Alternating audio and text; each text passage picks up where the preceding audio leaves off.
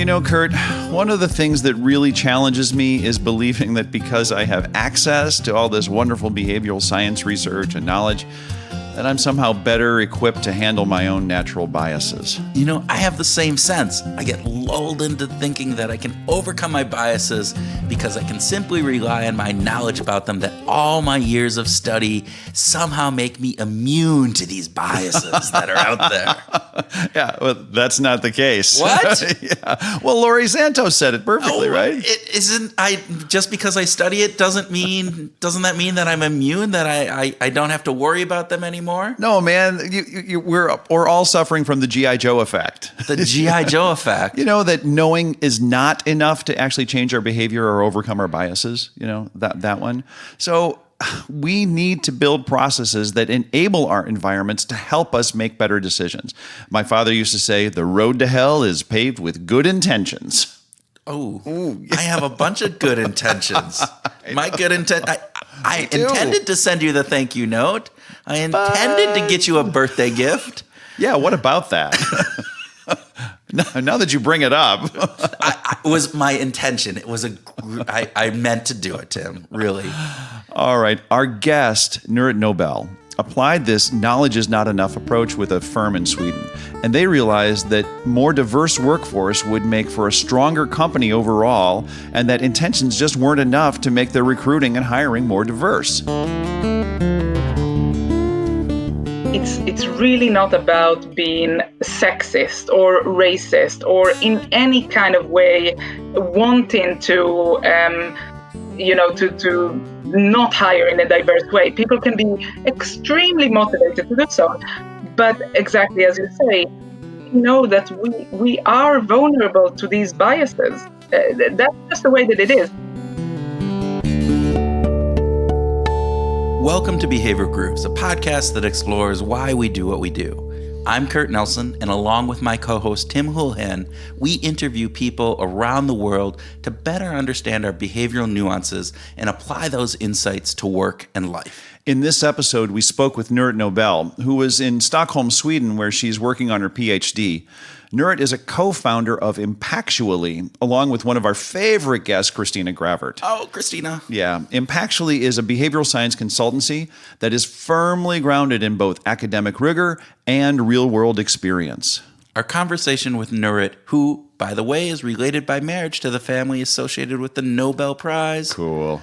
Talked a little bit about Impactually's Boost model, but we also spent a significant time on a client case study that looked at debiasing the recruitment and hiring process. The research that Nurit relied on was done by Iris Bohnet at Harvard, and it's focused on getting the process right in order to overrule our natural biases.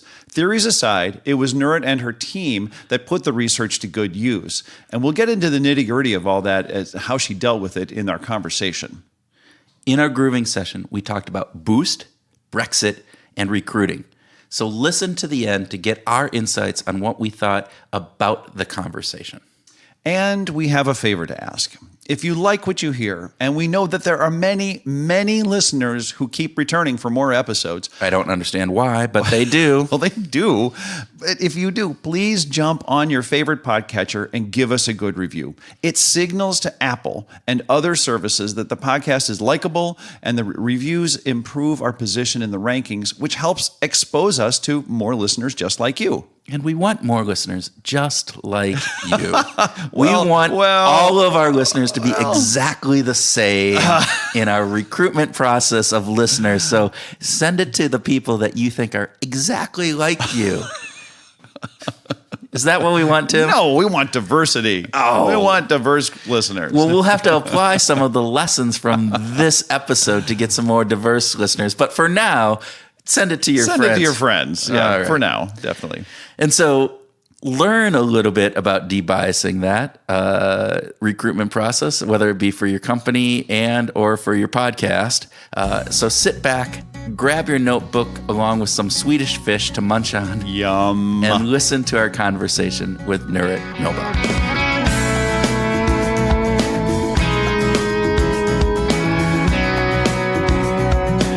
Nurit Nobel, thank you for joining us on the Behavioral Grooves podcast, and welcome. Thank you very much. It's a pleasure to be here. We are glad to have you. So we want to start with a speed round. Bicycle or unicycle? Ooh, bicycle. I can't hardly master that. So unicycle, way over my league. Monet or Michelangelo? Michelangelo. Israel, Switzerland, or Sweden? Ooh, wow.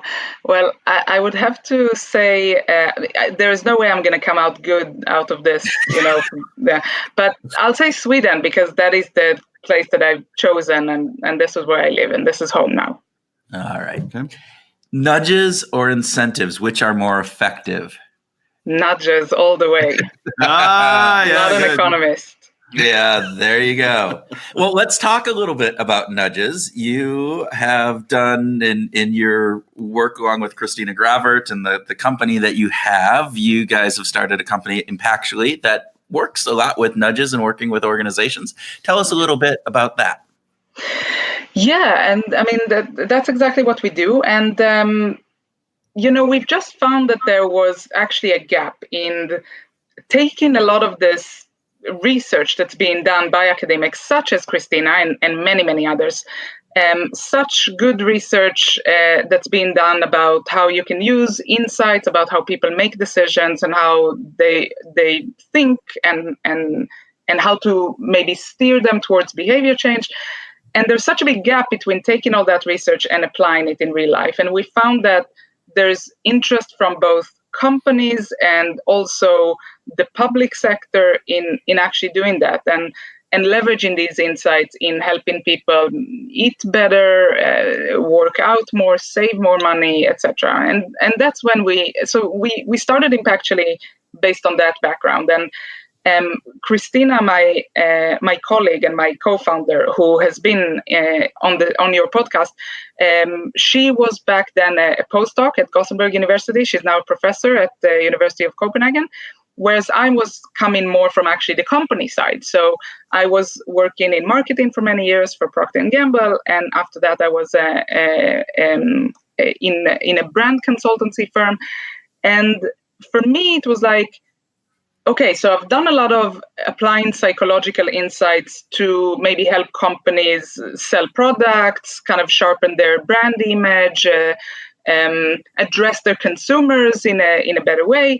But can I actually take this for the side of, again, helping people achieve their goals, like do something that they really want to do, but from some reason something is standing in the way. This very famous intention to action gap. You have the right intention, but there's just something standing in the way between you and your lofty goals, whether they are to save money, lose weight, etc. And that's kind of how we got together and started and decided to collaborate and started Impactually. I love that. It's terrific just to be focused on something that's going to have such a positive impact on the world, on companies and individuals. And you have come at Impactually from the perspective of, as you've mentioned, brand consultant. You've been in the consulting world for some time. You worked for big companies. What's it like being an entrepreneur developing these tools? Yeah, that's a great question. Well, I would say that it's really fun because, I was at Procter & Gamble for 6 years. For those who don't know, it's a major American conglomerate making a lot of consumer goods, household names like Pampers and Gillette and Pantene and so on. And I really, really loved being at P&G. I was there for 6 years and I learned so much and I got so many opportunities, among which to relocate to Geneva, Switzerland, and then to Stockholm, Sweden, which is where I live today. And being part of such a big company, you also you get exposed to such great people. You learn really from the best, and you have like all these training opportunities. But then going and doing things on your own, you have such freedom. At Procter & Gamble, if you have an initiative and you want to change something, good luck. At best, it will take a few years until it's implemented. And at worst, no one's going to listen just because the wheels of the machine work so slowly. Whereas today, if either Christina or I have a great idea, tomorrow we can already run with it. So I think that's the part I think is really different between working in a big company and being an entrepreneur, and that I've really come to appreciate this kind of freedom to do what you do. And then also it means that everything sort of depends on that you actually take initiative and do stuff. So I've once heard the metaphor, someone told me that being an entrepreneur, it's like riding a bicycle, in the sense that if you pedal, you move forward. If you don't, like, you're stuck. So it builds on that you're always in motion, you're always pushing forward, you're always doing things. If you stagnate, there won't be any business left. Yeah, interesting. And thus you chose a bicycle instead of a unicycle. Exactly. There you go. Exactly. So one of the things that you have done is you put an online course around Boost. Tell our listeners a little bit about Boost, what that is and what you're trying to achieve with that. Because my co-host here, Tim, has gone through it and he hasn't told me anything about it.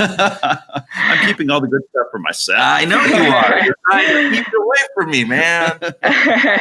Well, before we developed the online course, the Boost model was basically the model that we developed for ourselves as a company of, this is how we work with nudges. This is how we work with applying nudges and applying behavioral interventions, if we want to take sort of the larger term for it. Right. And when we started working with companies and working with the public sectors, working with different organizations, we needed a model that we can explain to them, this is what we should be doing. And the Boost model is basically that. And what it does is it takes you through the different stages of what you do from having this kind of behavioral problem of, we want people to do X, but they're not doing X. And even the people themselves want to do X, but from some reason they're not doing that. So how do we go from that to applying a nudge or an intervention that actually moves the needle and gets more people to do that? So basically, in a nutshell, what we talk about in the Boost model, so that the first step is behavior. First, we need to understand what is the behavior we want to encourage.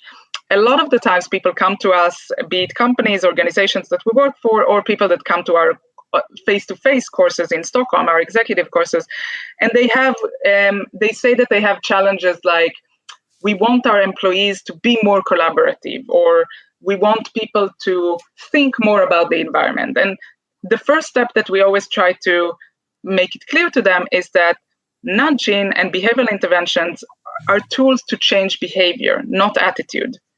It builds on the fact that people already have the right attitude. We're not going to convince them to think one way or the other, but we're going to change the environment or the context in a way that nudges them towards that behavior. So the first thing we need to think about is, okay, if your goal is that you want your employees to think more about the environment, what does that actually mean?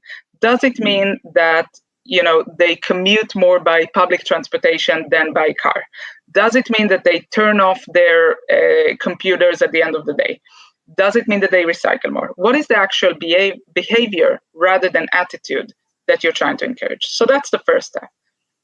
Once you've understood that, you go to obstacle. That's the first O in the Boost. What's standing in their way? Why are they not doing this today? Why are they not commuting by public transport? Is it because there aren't any buses? Is it because the timetable is not good enough, or is it because the stop is too far away? What is it? There's so many times that we've seen that people just assume that they know what the problem is, and they jump into the solution, but they've actually failed to diagnose. So it's really, really important to spend time on trying to understand what the problem actually is, so what the obstacles actually are. So that's the first O. Then we move into outline. So outline interventions. And this is the part where when we do a longer project, we would actually go into the literature, the scientific literature, and see, okay, in similar situations, what research is out there that where people have already tried different kinds of nudges that have worked, that we can see. Maybe someone has tried, implementation intentions, like give the employees in the beginning of the week, I commit to taking the bus at least 3 times this week, sign in for something like that. Maybe that has been tried. maybe something else. Like, what can we see that's out there? Because there's so much knowledge and there's so many databases that we can use. So this is what we would do in that phase. And then, so that's the second O. And then we have S, study.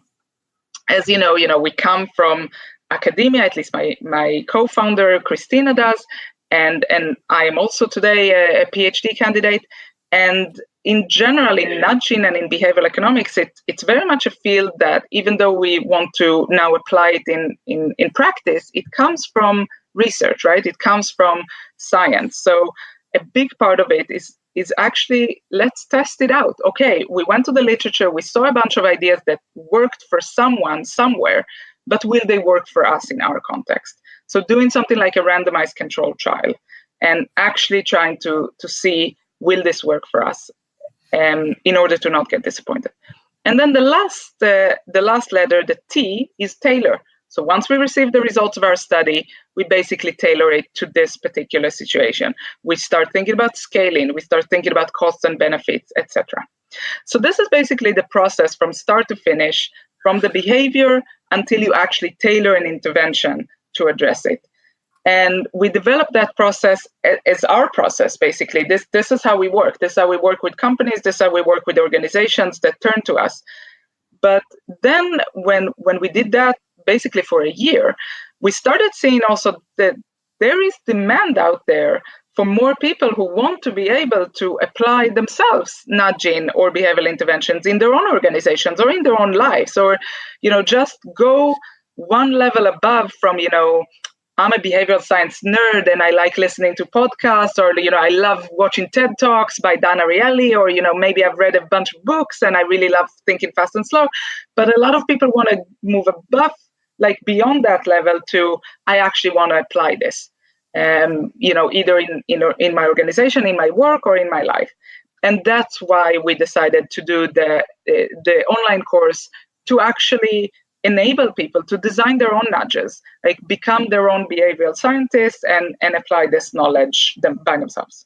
Yeah, to take that intention of trying to do something and now giving them some framework and some tools to be able to actually apply those, as you said, make a behavioral intervention for myself. And how am I going to do this? That sounds fantastic. It also, I felt like when I was going through the course, it feels like it's very much tailored to applying to any person in a corporate job from where they are. They don't have to be a chief executive or the head of marketing or HR to do this, right? Exactly. I mean, it's very practical.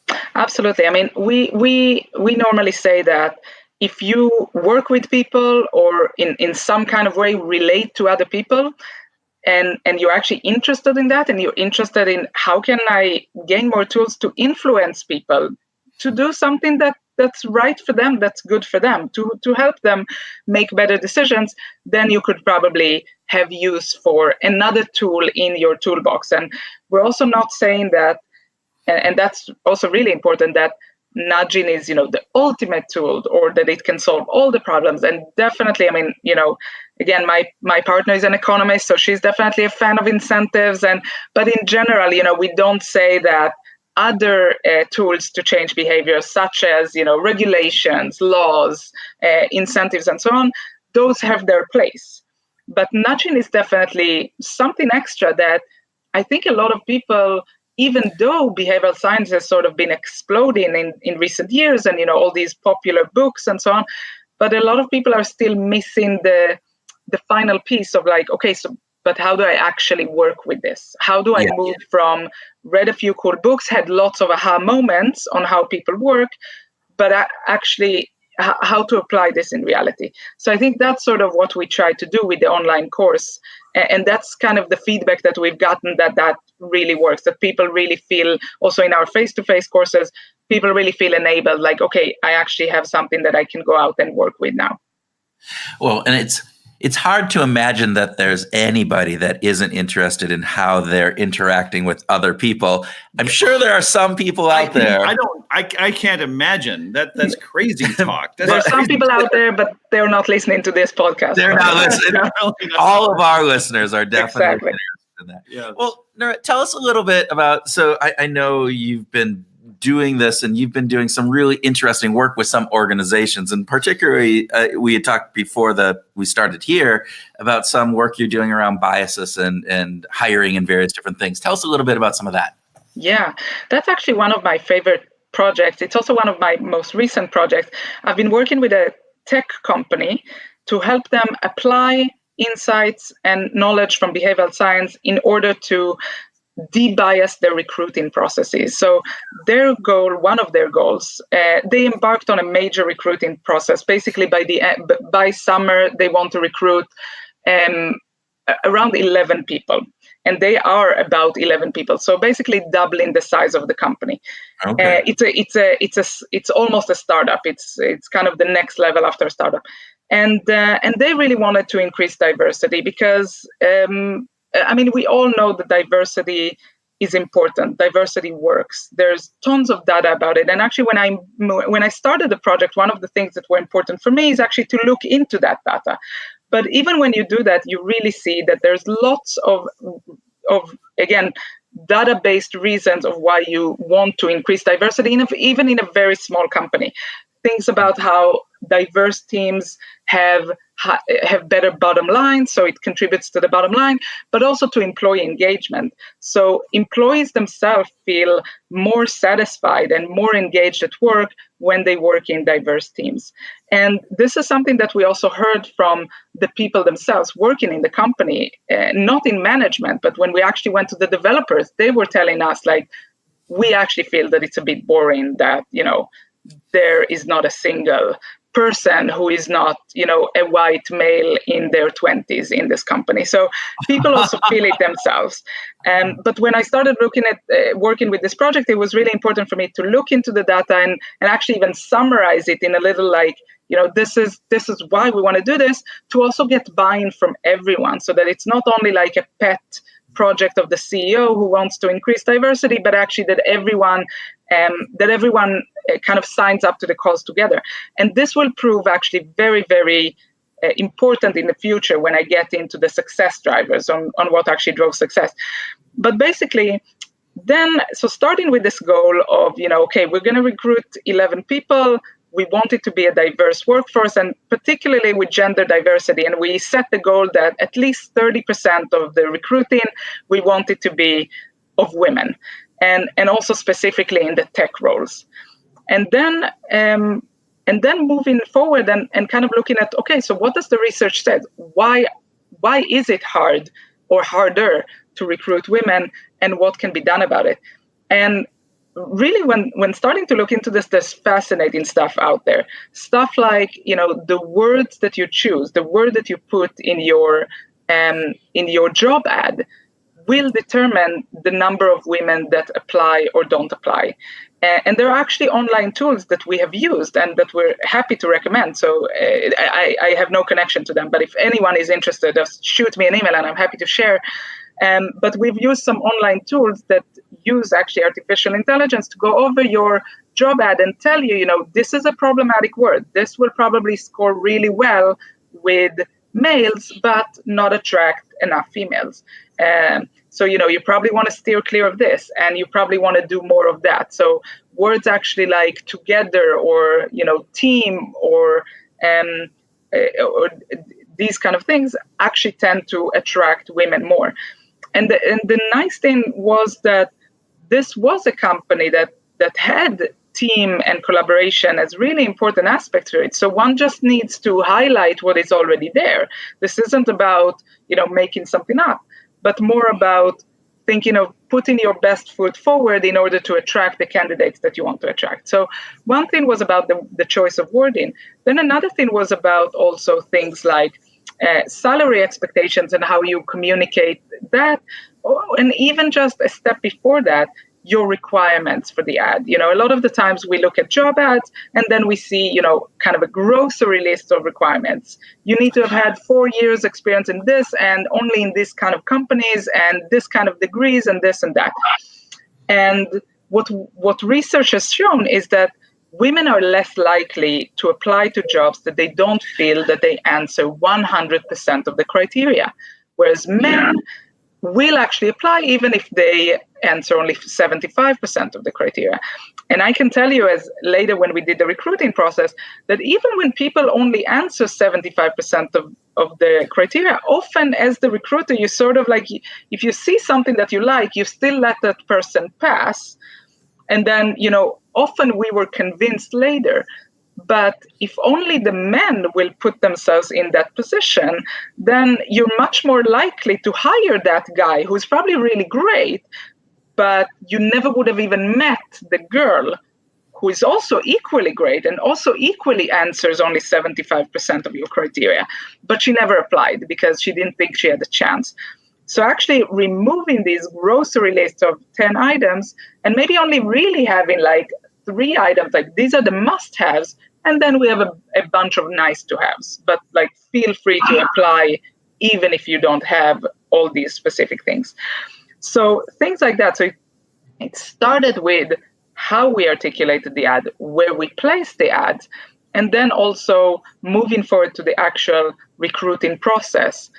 So things like, we know from science that, I mean, you guys love to talk about framing and priming and all these kind of funky effects. So we know that, for example, where did you ever get that idea? I know. I've never heard those words. Exactly. I'm wearing my Einstein socks. There you go.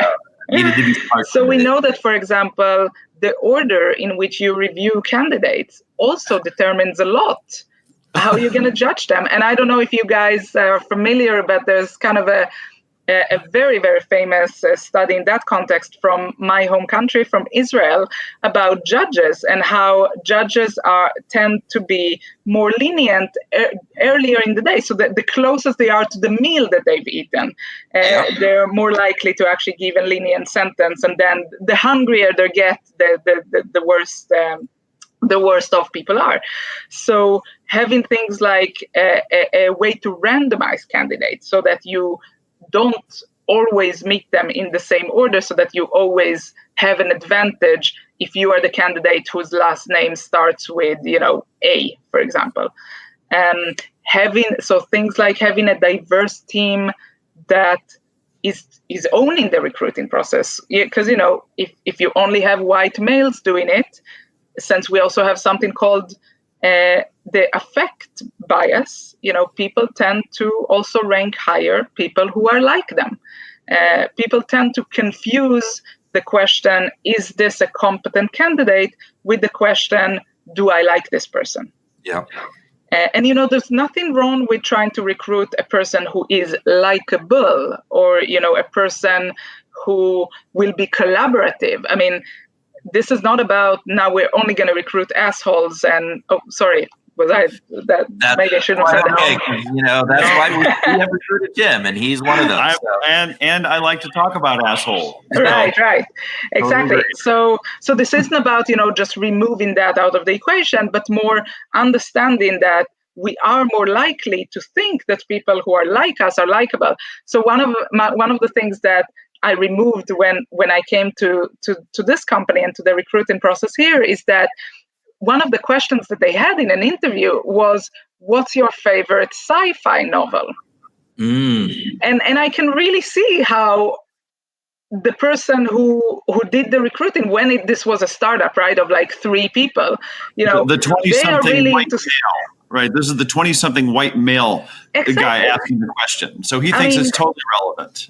I totally see how that would make sense for them. They were like, this is something that I'm really passionate about. I want to recruit cool people. They're probably into the same cool stuff that I like. So I'm going to ask about that.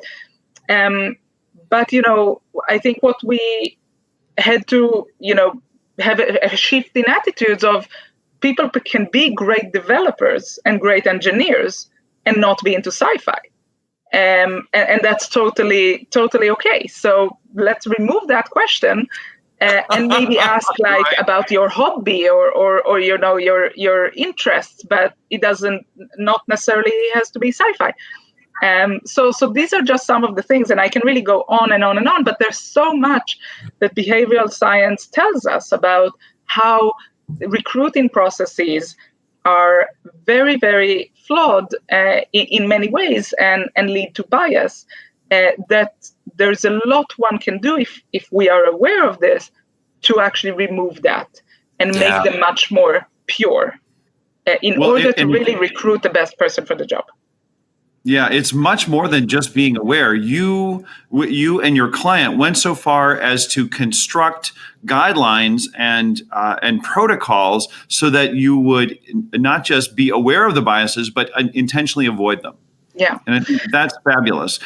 I also want to make sure that our listeners, I'm sure, will get really pissed if we don't say how it worked out. So how did all this effort turn out? Yeah. So first of all, it's really great that we're having this conversation because I get to kind of process it as a preparation for the blog post that I'm for sure going to write about the whole thing.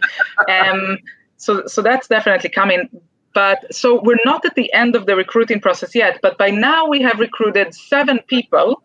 Okay. And 4 out of them are women, including 2 engineers out of the 3 engineers that we've recruited. Wow. So this is over 50%. And again, it might balance out, and these are very small numbers, of course, but I think for the company's goals, the goals that they have set for themselves and the goal that I set for myself, we're really, really happy. So that was actually that's a really great feeling when, again, we take all these things from research, but like I mentioned before you test it out, you don't really know if it's going to work in your context or not. And I think it's been really great to see that it really can work. And I have to say that there have been challenges along the way. It is definitely not easy. I mean, when I'm sitting now talking to you, but it's not. I really understand why there is a challenge with diversity, especially in tech. Yeah. It is hard, and one needs to work extra hard in order to reach these populations who are traditionally have been less reached in tech. But they are out there, and they are excellent, and one gets a lot from putting in that effort because of, again, what I said in the beginning, that diversity actually contributes so many things to a team. So it's worth taking the effort, but it is a conscious. A company needs to tell themselves, we are willing to put in the extra man hours that it takes to reach out and to do these things and to do these structural interviews and all of the things that are part of these processes. It's much easier to just we're just going to have a conversation, right? No one needs to write an interview guide. No one needs to do a scoring scale. We don't need to have multiple reviewers. It's much easier to just I'm just going to meet them and ask them about their favorite sci-fi novel. Well, but again, that's not going to get you the diversity. So you want the diversity, you do need to invest, and it's not easy, but it's possible. Well, and it's not that it's a malicious intent for those people to have that conversation, to believe that having that conversation that is still going to get you the ability to create a workforce that's diverse and different things. Because you're going, I'm not biased. I don't have those things. I would definitely hire a woman as quickly as I would hire a man. But the fact of the matter is that the entire process, from the words you choose for your, job ad, to how you structure the interviews, to asking, hey, what's your favorite sci-fi novel, actually limit some of those components. And we don't, it's great that it's as Tim said, you're bringing the awareness up, but now you're actually putting processes in place to say, all right, it's not enough to be aware. It's enough. We have to move on further from this. We interviewed April Seifert, who has done some research on gender stereotypes. That was her dissertation, was on gender stereotypes. And she brings up some of the same things. And just in even thinking through how people are, putting out the way they're recruiting people is very different if you're trying to look at bringing in women, because women will, as you said, it's only 75. If I have 80% of the requirements, I'm missing 20, whereas the men are going to go, I got 50%. I got this. Half, I'm good. In the bag. Yeah. Yeah. Well, something else that I found interesting, I'm just playing back to April's discussion. She talked about how when she tested herself as a 40-something-year-old woman who is extremely aware and focused on this, she still has a gender bias toward hiring men. Yeah. And so it's not so much about I'm hesitating the implicit on how to frame bias test. The implicit association test. Yes. Yeah, that's it. It's available to all of us. It's part of who we are. And so I love the fact that you have a client and that we all. I think the world can be a better place if we become more intentional and hire people like you and Christina and get Impactually involved and actually help design the processes that will ensure better hiring practices. No, but I think this is such an important point, this idea of that it's really not about being sexist or racist or in any kind of way wanting to to not hire in a diverse way. People can be extremely motivated to do so. But exactly as you say, we know that we are vulnerable to these biases. That's just the way that it is.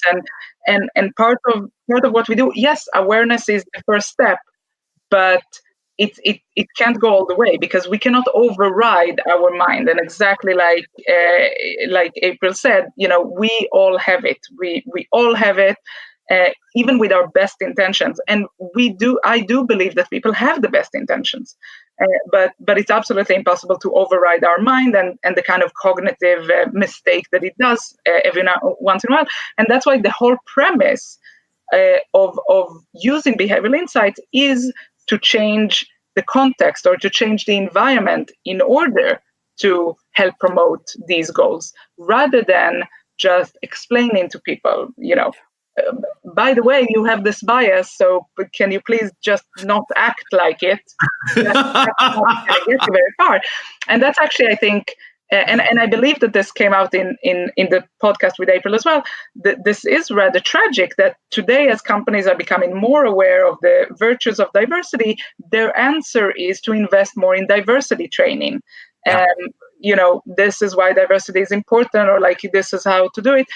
And again, awareness is important, but we know that it's only the first step, and it's absolutely not enough. So what you should do, if you are in any way in a position of influence in a company, big or small, that cares about diversity, is really to look into your processes. Anything from recruiting, promotion, performance review. There's a lot that goes on in the way that also how employees interact with their managers, with their tasks, with their expectations, how men and women are different, things like salary negotiations. I actually recently read a fact that did not come from an academic research, but astonished me. So I'm currently a PhD candidate at Stockholm School of Economics. That's in terms of bachelor's and master's, it's one of the most highly regarded business schools in Sweden. So a lot of the top companies hire from it. And they do a survey every year at the end of the year with their bachelor and master students, asking them about all kinds of expectation towards the job force and so on. One of the questions is, what is your expectation for starting salary? Again, these are bachelor and master students, so virtually have 0 years of experience. They're all equal to each other. Of course, the normal distribution of grades. And in that survey, they see that women, on average, expect to earn 3,000 kroner, so that is around $300 less per month, less than their male colleagues. Wow. And that's really quite astonishing because, again, we can't blame it on years of experience. We can't blame it on grade point average. These are, all else being equal, the only difference being female or male, the females expect to earn less. And this is absolutely something that we need to be aware of, because if the first question that we ask is, what are your salary expectations? And, we also know about anchoring, right? they anchor at a lower price. So this is something that's also very important to be aware of for employers. Sure, we all want to get a good deal, but we also probably want to pay fairly. If you want to pay fairly, don't ask people what they expect. Decide first what you want to give.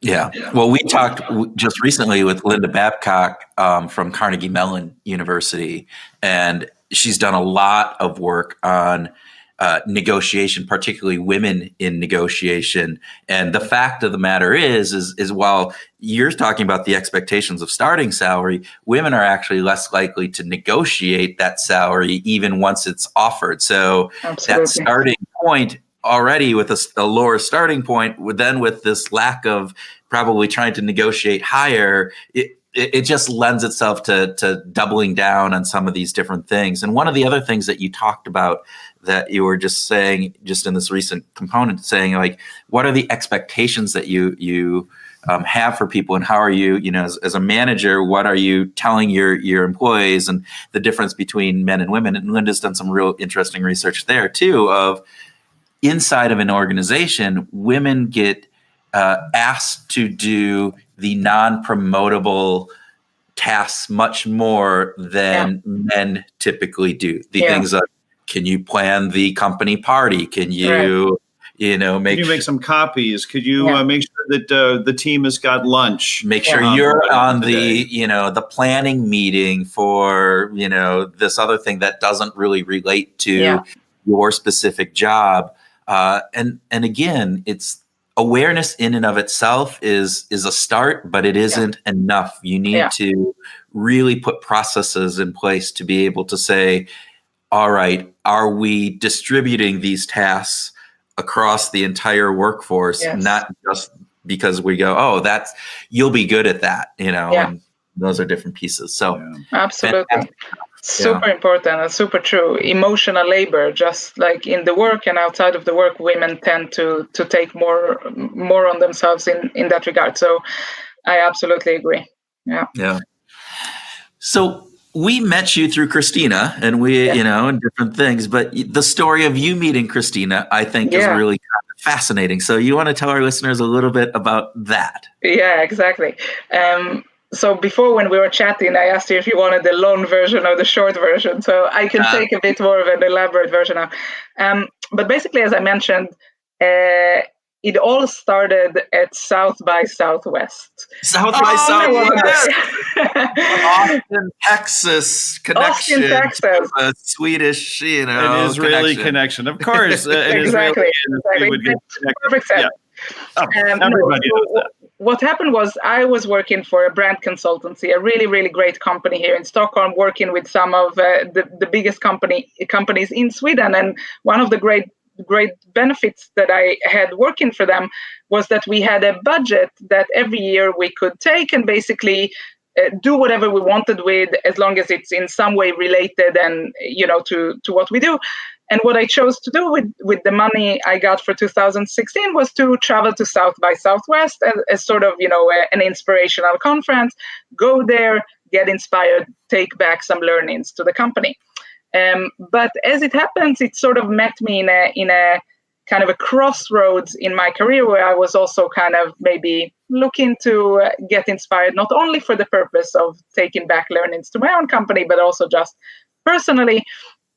And in South by Southwest, those who don't know it, it's a really, really big conference in Austin, Texas, that's sort of made famous by, that's where Twitter first, became known, and all kinds of other cool things. And so many things are happening at the same time. It's like the worst FOMO ever. And by the way, it is a music festival as well. I mean, right, okay, so it is. Make sure that we get the fact that it is a music festival. Started as a musical festival. Right. Go ahead, Nurit. And then the real stuff happened. Twitter, whatever. That okay. Right. I feel like I totally just got on your bad side by neglecting. Yeah, I did. Yeah, that's okay. So You're music fine. festival. I'm on his bad side every day. Music festival, film festival, but then also developed into a conference with really, really great speakers. And I went there, and as I mentioned, so they have like 40 speakers at the same time. So you really need to be kind of focused. And me being the type A personality that I am, printed the schedule beforehand and went over it and kind of chose what I was going to go to. And then when I got back and kind of tried to digest everything and like going over my notes, I realized that I was both really attracted to and like kind of had most fun at the talks that were touching upon behavioral science. And I wasn't a stranger to the topic.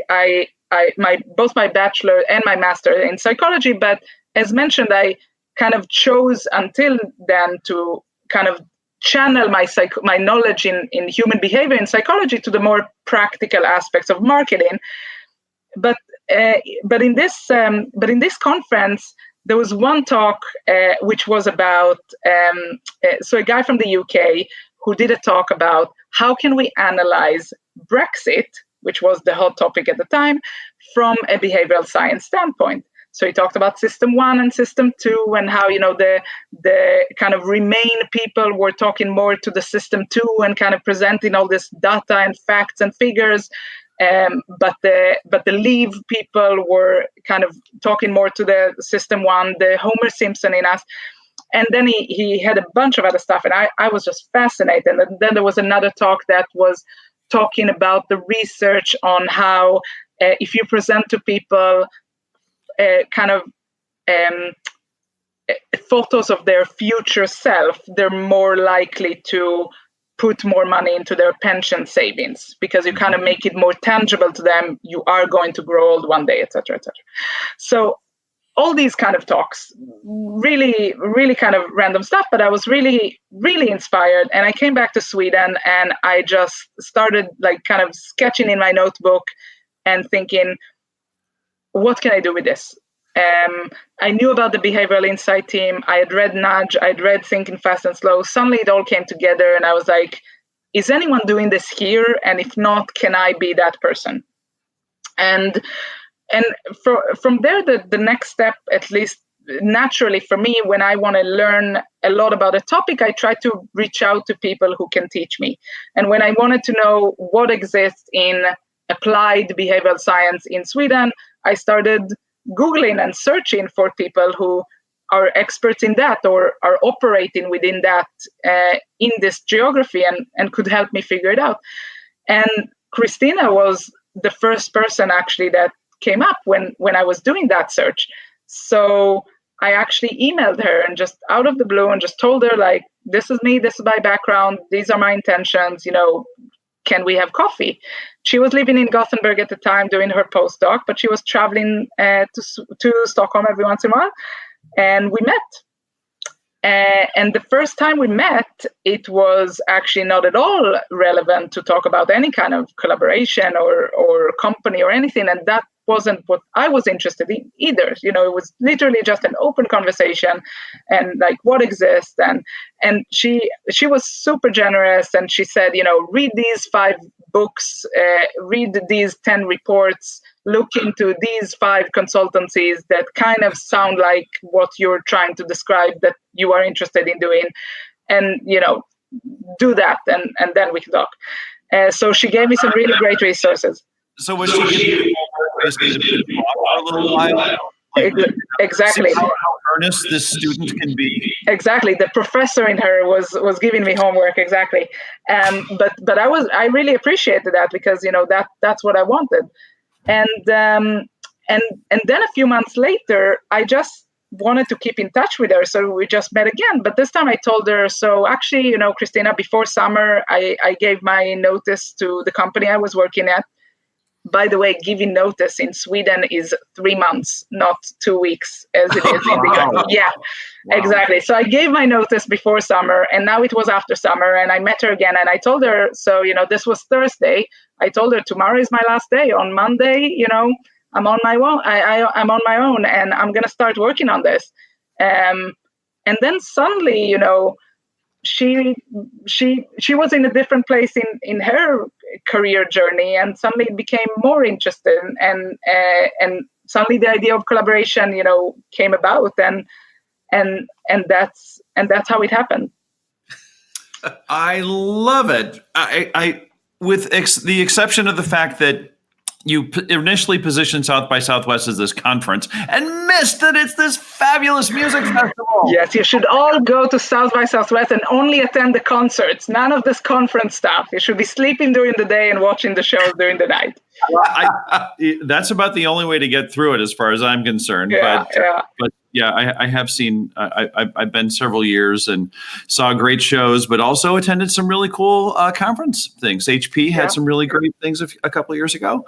I really respect you if you actually did manage to do both, because I have to tell you that I was running so much from like place to place during this conference. I think my colleague and I went with a colleague. We measured our steps were like 15,000 a day. By the time the evening came, we were so exhausted that I never actually attended any of the fantastic musical performances or the film premieres or any of these things, which is really regrettable. But hey, I later started my own company based on inspiration from the conference. So I think that it worked out all right.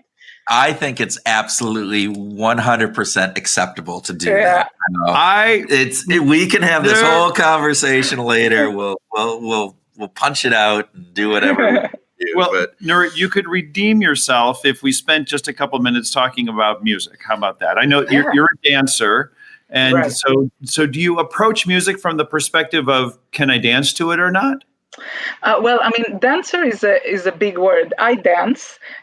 Wouldn't call myself a dancer, but I dance Lindy Hop. So I mentioned this when we were chatting before. But again, not in any kind of competitive and or professional level, but more as like a hobby. But Explain to our listeners who might not be familiar with the Lindy Hop. Yeah, definitely. So Lindy Hop is a type of swing dance that developed and was popular in the 1930s in Harlem, New York. Mostly was danced by African Americans at the time. And that dance was danced to swing music, so music with a swing beat, jazz music with a swing beat, and it was really, really popular in the 30s and was in the dance clubs of Harlem, the Savoy, all these ballrooms, and popular in the 30s, but then started to die out in the 40s, and definitely was long gone in the 50s as the big bands started dying out, and so it was actually dormant. So no one was doing it for several decades. I think that's the cool story about Lindy Hop. It kind of died out and no one was doing it. And then in the 80s, started kind of a movement of a revival. And that movement happened in 3 places around the globe simultaneously: the US, the UK, and Sweden. So actually, today, one of the biggest venues for Lindy Hop dancing in the world is a camp that happens every summer in a little town called Herräng in the north of Sweden, or north of Stockholm anyway. And that's, I think that's an event that's like attended by, I think between 500 and 1,000 people every summer. Wow. Yeah. Wow. So it's 5 weeks in this little, like really village. So what happened was that there were a few Swedes who got interested in this, watching old movies. And they traveled to the US and looked for the old dancers from the Savoy Ballroom, the people who were dancing it at the time. And they actually managed to find a few of them, brought them to Sweden. These people showed them how to do the steps, how to do the dance. These people were in their 60s and 70s by this point in the 80s, and then it just snowballed from there. And today it's totally has a life of its own and clearly danced by many people around the world. And what I love about it is that it's first of all, I love this story. I think it's really cool, and but also it really is a very positive dance, very happy dance. Like it's a lot about yeah, it's a lot about just like feeling the music and having fun rather than like being very, very accurate in your movements and, following routines and this and that. So, right steps and various different things. So I'm going to take this down a tangent because you just mentioned something here in regards to that this was revitalized in the 80s and these people from Sweden learned about it in music, and they actually went to the US and just asked. And they asked these people that had been doing it back in the 30s to learn about it. You talked about your, reaching out to Christina and just asking. And we had talked about that a little bit in advance. And there's something I think that you had said prior to actually, this talk where you said, it's amazing if you just ask people how open they are often to sharing and talking and being really helpful. And I think that's one of it's a point that I just have, it keeps coming up in here. And I just find that fascinating, that a whole revivalist dance movement, partly helped by going to the US and Harlem and asking these old people to hey, we're interested. Yeah. And they were generous with their time. And I think we often we're too scared to ask. And I think that inhibits a lot of great connections, great learning, and a number of different things that could happen. And so I just wanted to point that out. Sorry for my tangent down the rabbit hole. Absolutely. We should dare more. I absolutely agree. Does daring matter? Does where you dare? I find that asking for directions in New York City is really easy because everybody almost, so there's so many tourists. In fact, sometimes I found myself asking for directions in New York City, and the person answering says, "Well, I don't live here, but I have a map and I can help you." Yeah. And it's different in a small town where you might get a look and maybe after the look, you'll get a pleasant response, some kind of nice response. But I'm always surprised at how New Yorkers, because they get asked all the time, are like, they're very quick to respond. Yeah.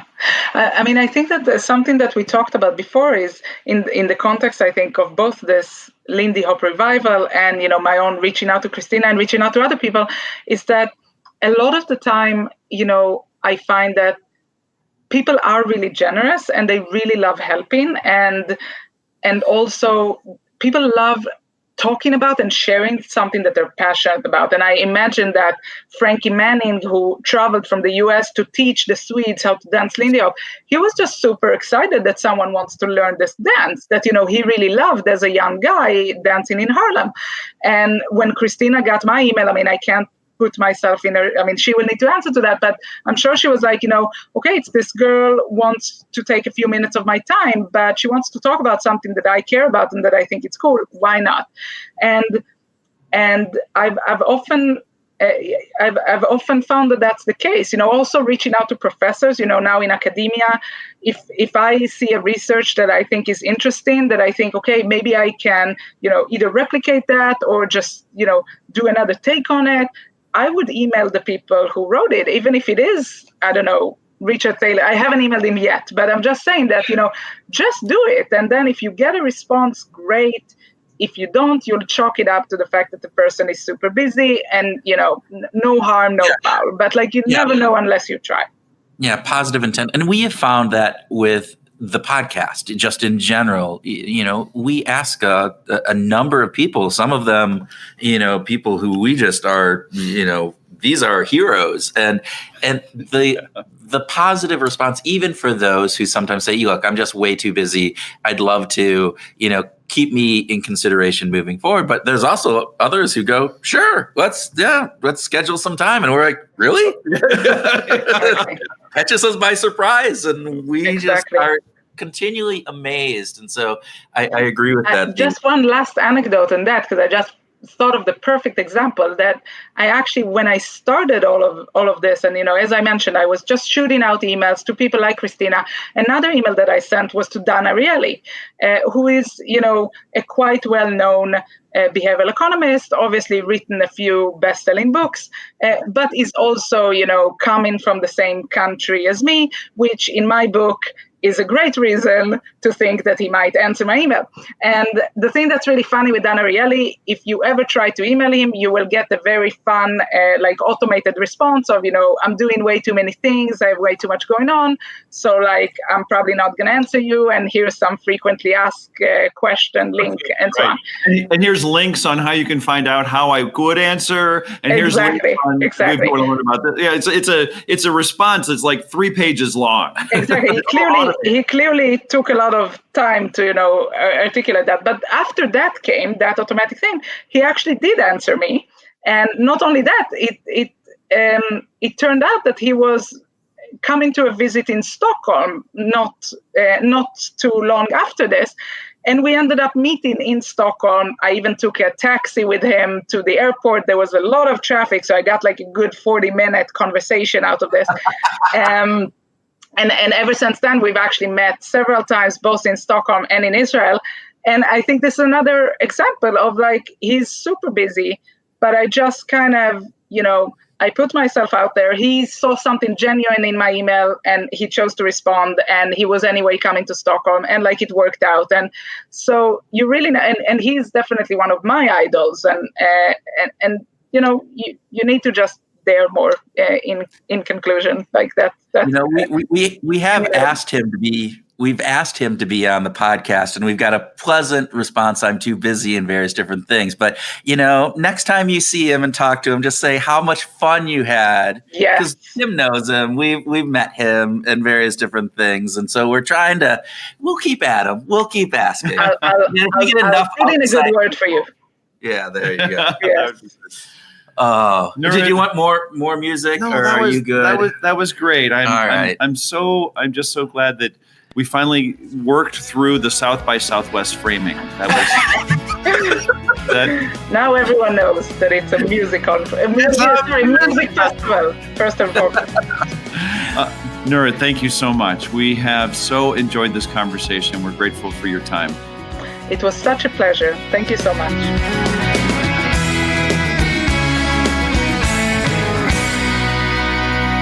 Welcome to our grooving session, where Tim and I groove on what we learned from our Behavioral Grooves interview, have a free-flowing discussion on some of those topics, and whatever else comes into our boosted brains. Boosted, yes, of course it should be boosted after Nurit, absolutely. Boosted.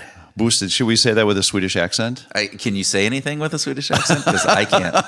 No, I don't know how to do a Swedish accent. I can do the Swedish chef from, the Muppets.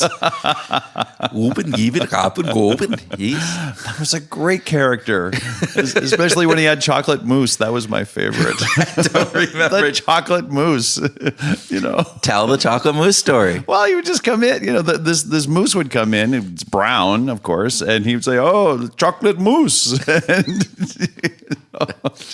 it just makes me laugh just thinking about it. All right. We'll include a link in the show notes. Okay. So how are you boosted today, Tim? Oh, man, I am so boosted because Nurit was such a great conversation. And I think that we should talk about her boost model. Okay. The Impactually boost model. Yeah. So just real quick again to remind listeners, B stands for understand that behavior, right? What's happening right now.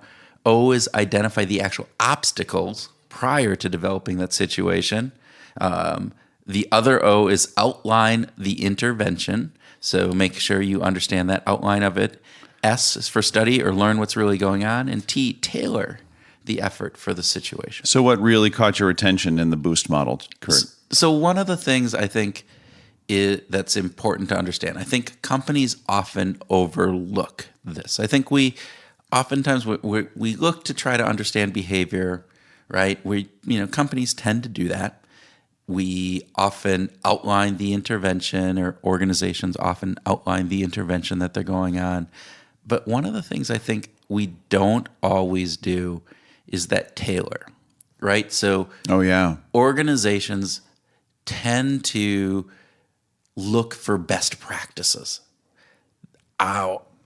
I heard that company Y was doing this and it worked really well for them, so we should adopt it. We should do whatever it is that they're doing. Without thinking about the context of their culture, their organization, their business objectives, their markets. Yeah. It's that tailoring part, the part that says, hey, this worked really well over here, but we're different. Yeah, it's like fail fast, became such a big deal, a couple of years ago. I would never want to walk into my dentist office and see a big "we fail fast," sign.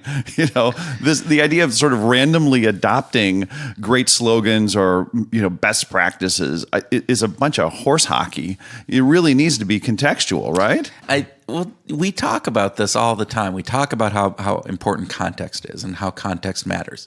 That being said, I think the boost model really helps in making sure that people focus in on that. And I think it's a big aspect that organizations miss. So is there anything from your perspective on the boost model? Yeah, context rules. So the tailoring thing, it really is important. The other part of the boost model that I think is really important and underappreciated or underutilized is the identifying obstacles prior to acting. I think about years of sitting on strategic planning teams and thinking about all the reasons that we should do something, and not thinking about, okay, if we do this, what are the things that are going to get in our way? Well, Annie Duke talked about doing a pre-mortem, looking at all those things. So thinking about the project, and if the project failed, what were the things that caused it to fail? Great way of looking and identifying those obstacles. I always think about it too. We think about this from business perspective, but even our own personal change things. Thinking about a diet, you put together this great plan about here's what I'm going to do, all of the things I'm going to do. But do we take the time to think about, well, what are the things that are going to upset that plan? What are the obstacles that are going to get in the way of me doing all these great things? Yeah. And those are the things that then, set us aside. I had this conversation yesterday with a friend of mine. He's super excited because he's been on this exercise regime now for like 6 weeks. Wow. And he is sitting there and he's going, I'm using this app and we're doing all these things, but what's going to happen when I fall off this bandwagon, when this no longer works? Oh, he's anticipating. And he's starting to think about, so how do I make sure that I don't get off this workout regime because I've had one failure or I've run into this obstacle. So I thought that was really great. Yeah. And I talked to him about James Clear. One of the things that James Clear talks about is never miss twice. And so I thought that was just one of those aspects that I've used in my own mind when I'm doing something, of saying, all right, yes, we're going to have obstacles, but get back on that pony and get back up and ride. And don't miss that exercise twice. Yeah. You can miss that one day because that'll happen, all those other things. So the habit meister himself. The habit meister, the atomic habits man. Yeah. Okay, Kurt, what else? What struck you? What from our conversation with Nurit? Well, we had a really great conversation where she talked about the recruitment process and the work that they actually did in reducing the biases of that company in their recruitment process. Right. So with that, I thought it was really interesting to see how they were consciously looking for the biases that were impacting that. So what was your take on that? Well, the big takeaway for me is if we don't change our processes, we probably won't change our outcomes. This is it's been talked about a lot in recent history in the business world that if you keep doing the same thing and expecting different results, you are insane.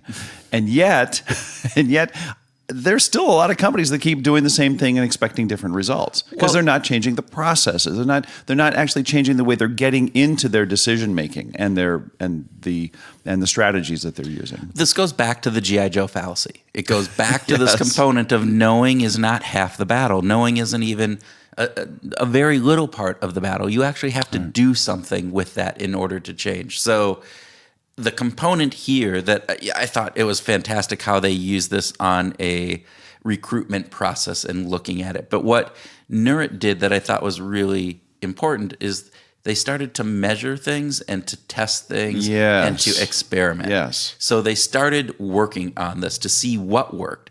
And oftentimes we even if we understand that, hey, we have a situation here and we should change something, right? And if we do change something, do we actually go back and measure the results? Do we say, all right, I made this change, but did I actually follow through? And did that, in the end, change how many people of color and non-20 white-year-old males that we hired? If it doesn't do anything, why, then that change wasn't part of the solution. Exactly. Okay, so the other thing that really struck me was this Brexit discussion about appealing to System 1 and System 2. Oh my gosh. And I think we should talk about this. This was, it was a very short part of this overall conversation, but what a great insight that, wow. And I'm sure she wasn't the first one that made it, but still, it's relevant, I think, to so many other facets in our lives that we think about how that messaging is either playing to the System 1 response, immediate response that we have, that emotional component that says, oh, yes, I love it or I hate it, versus that System 2 and more rational thinking. And we need to, have these 8 factors going into 9 different divisions. Well, it's hard. Engaging System 2 is hard. It is, but the messaging, I thought, was the element of saying, look, those people talking about leave tapped into that emotional response, right? And very successfully. And the stay had that conversation at a much more rational, thoughtful system. You had to actually start thinking about all of the facets and going out step 2, step 3, step 4. And I think the same thing happened if you look at the 2016 election here. In the U.S. In the U.S., Donald Trump was able to tap into System 1 much more so than Hillary Clinton. Yeah, she very was successfully. Definitely you have to think about her policies and processes and various different things. And I think about the candidates right now that we have on the Democratic side that are going in there.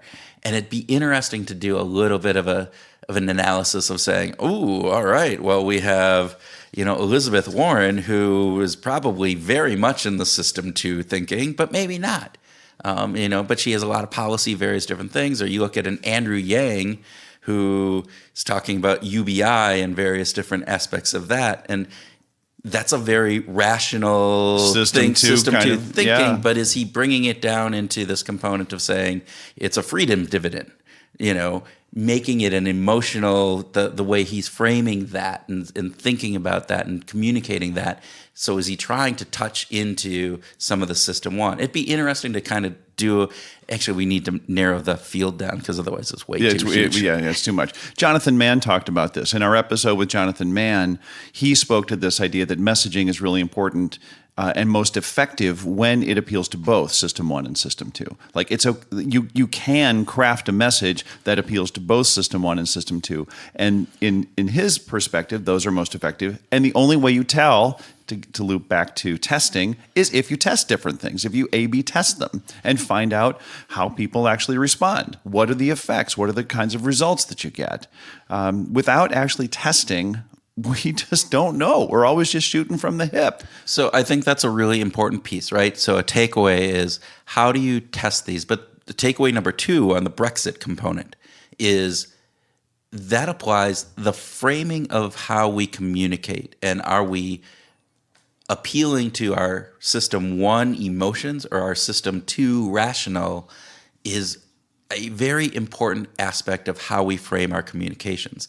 And are we actually thinking about that? Are we actually saying, hey, this is something that I probably am communicating from a system into a Systems 2 type conversation, and really I should be thinking about it in tapping into the emotional side, or I'm only tapping into that emotional side, and do I really need to pull that back and add some System 2 kind of rational thought around it? And we can do that from a business perspective, obviously politicians, but also in our personal communications and thinking through all of those facets. Yeah. And then how do we test those? I mean, I think it's hard to test maybe in a personal communication, but to a certain degree, we probably do that, just naturally.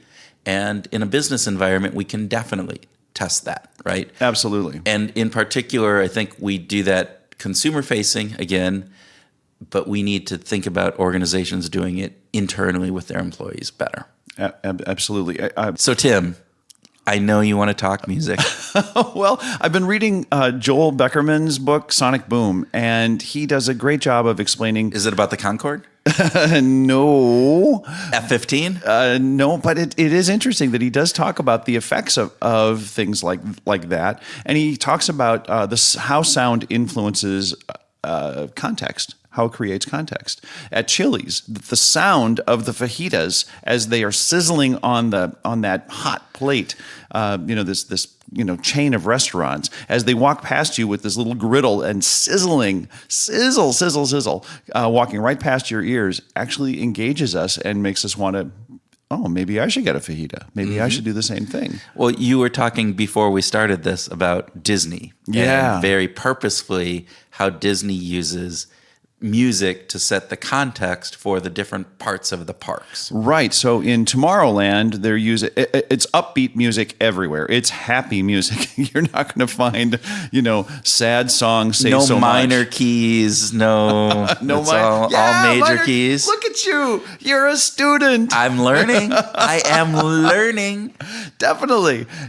No, it's going to be all upbeat, happy music. But the tenor and tone and experience in Tomorrowland is going to be more about future kind of sounds than it is on Main Street, where it's going to be more down home kind of feeling.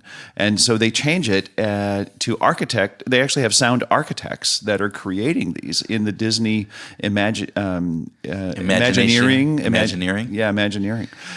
So they've been purposeful about this since the park was opened in the early 1960s, which I think is brilliant. But today, from a behavioral science perspective, we're starting to understand what the real impacts are. Sound architects. I love that concept of that. Oh, man, that would be a dream job, wouldn't it? For you. For me, it would just be pure torture. But that being said... Oh, I would love it. It's like, no, we will not use EDM in that area. Well, you had talked about in one of our other conversations, you talked about going into the store and they had the bad music when you said it should have been some EDM type music because of the style of the store, and it didn't match. There was a conflict between the environment, the physical environment you were in, and the sound environment that was being pumped in. And what you're saying from Disney's perspective is they're actually consciously thinking about not only that physical environment, but the sound environment that adds or enhances and is synergistic with that. So, yeah, they're curating their song lists basically for each context, for each environment, and that's brilliant. Yeah, I love that. Yeah, that's good. All right. Well, do you curate your sound list when you go play based on the environment? Yeah. Hell yes. Yeah, absolutely. The things that I would play in one venue could be completely different from what I play in a different venue. Very absolutely. The volume that I play it at, the intensity, the style, all those things vary dramatically by venue, not just by what mood I'm in.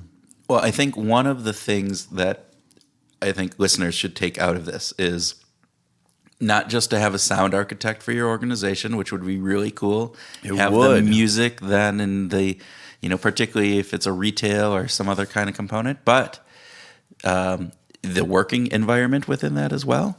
But I think it's a larger perspective. It's saying, hey, we are driven. A lot of our behaviors, our attitudes are driven by the environment that surrounds us and the context within which we're working. Right. And that needs to be curated. That the entirety of that needs to be curated. And we don't often think about these things, which I think, again, is some of the impact that Nurit was talking about, is looking at these hidden biases, these hidden elements within the context, these hidden environmental things. How many people actually think about the music that's being played and the impact that has on the employees, on the customers, on all of that. Right. And putting all that into, what about the colors on the wall? What about the types of desks that we have? What are all of those facets going into it? Because all of those make a difference. And so we need to consciously think about that. We need to measure it. We need to test it. And then we need to think through, what are the things that we're missing? And I think that's that obstacle component in the boost piece, right? What are the unseen obstacles flowing down that river, and you hit that rock because you just didn't see it? But it's really important. And it's not just the decisions that we make about them, but the processes that we use to get to those decisions that is so important. All right. So with that, listeners, we won't bore you anymore. And hopefully... This wasn't boring? It was. Totally fun. We talked sound architects. How much boring could you get? Come on. I mean, my 13-year-old would be just like, oh, God, Dad. Sound architects? Oh, man, dream job. See, it's contextual. There you go, on who's hearing it. Anyway, thank you for listening. If you enjoyed this, even if you weren't too bored about our delving into sound architecture, please leave us a great review, and we look forward to hearing or to having you listen to our next episode.